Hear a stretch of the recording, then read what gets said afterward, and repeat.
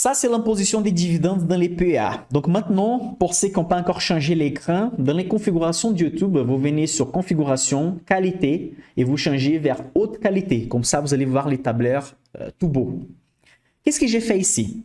J'ai mis à gauche les rendements théoriques, la première colonne.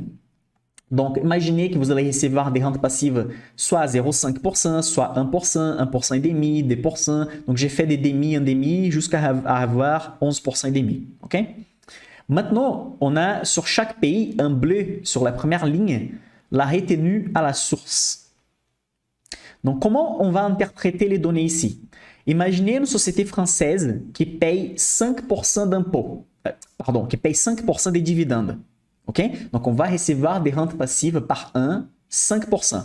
C'est la ligne bleue.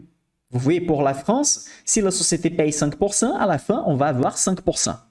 C'est la valeur totale. On n'a pas de retenue. Mais si la société est de Pays-Bas, dans ces cas, on va recevoir 4,25%.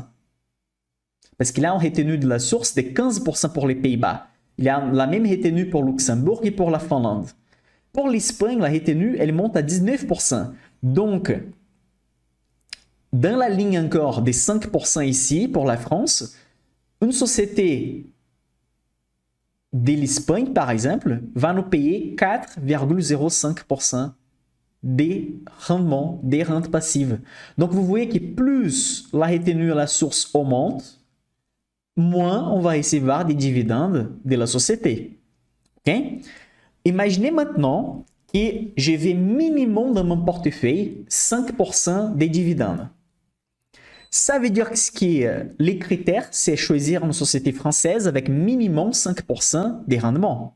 Mais si la société est du Pays-Bas, je dois choisir minimum une société qui paye 6% pour qu'à la fin, ça reste 5,10% dans ma poche.